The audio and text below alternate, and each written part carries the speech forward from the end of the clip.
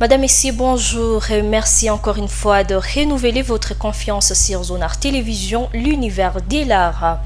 À la une, aujourd'hui, c'est mardi 20 mai 2025, tension entre Samalou Kondé et Francine Muyumba autour de la gouvernance du Sénat. Le mardi 20 mai 2025, le président du Sénat, Samalou Kondé, a publié un message sur son compte X affirmant sa volonté de moderniser et moraliser l'institution. Il a notamment annoncé le lancement d'audits internes destinés à identifier les emplois fictifs et à renforcer la rigueur dans la gestion des fonds publics. Selon lui, cette initiative vise à rendre les Sénats exemplaires, transparents et pleinement redevables devant la nation.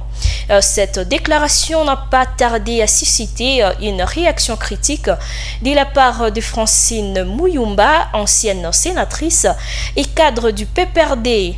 Dans un message publié également sur X, il accuse Samalou Kondé de cautionner selon ses termes des violations graves de lois de la République et de prêter main forte à une instrumentalisation du droit à des fins politiques. Vous êtes utilisé pour légitimer l'illégitime et cela vous mènera à votre propre affaiblissement, a-t-elle déclaré sur son compte X. Et puis, parlons de la convocation du président honoraire Joseph Kabila Kabange au Sénat. Aujourd'hui, sénateur à vie est convoqué c'est mardi 20 mai 2025 par une commission spéciale du Sénat. Cette réunion vise à examiner les réquisitoires de l'auditeur général près de la haute cour militaire demandant la levée de ses immunités parlementaires et l'autorisation de poursuites judiciaires. Signé par Samalou Kondé Kyenge, président du Sénat, cette convocation s'appuie sur la Constitution, les règlements antérieurs du Sénat.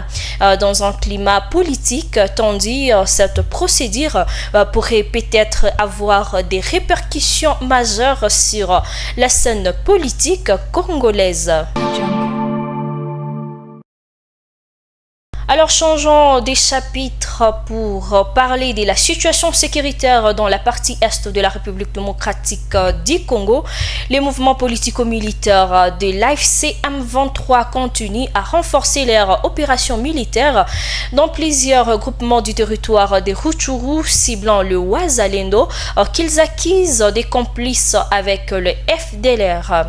Ces hostilités ont entraîné des violences graves ces dernières 48 heures avec l'incendie de nombreuses maisons, y compris les centres de santé de Rwindi et Munema.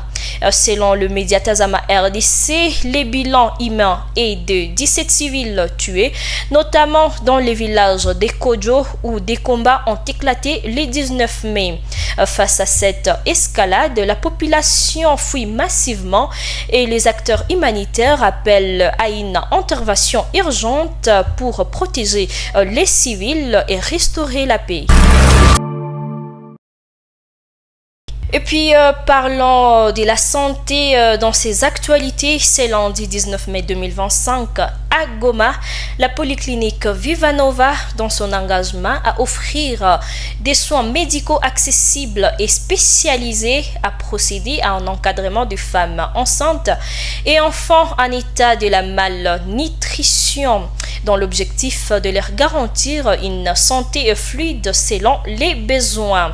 Plus d'une vingtaine d'enfants touchés par la malnutrition entre 1 et 2 ans ont bénéficié de kits de compléments alimentaires, notamment la farine pour la bouillie, bien évidemment, appropriée, et des médicaments.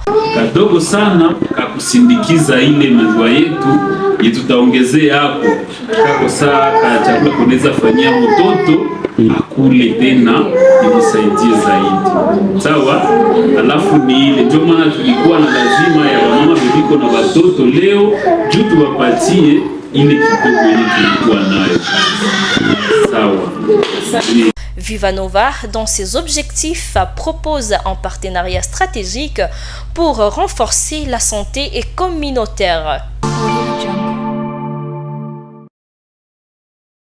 Et voilà tout pour les actualités de ce mardi 20 mai 2025 sur Zonar Télévision.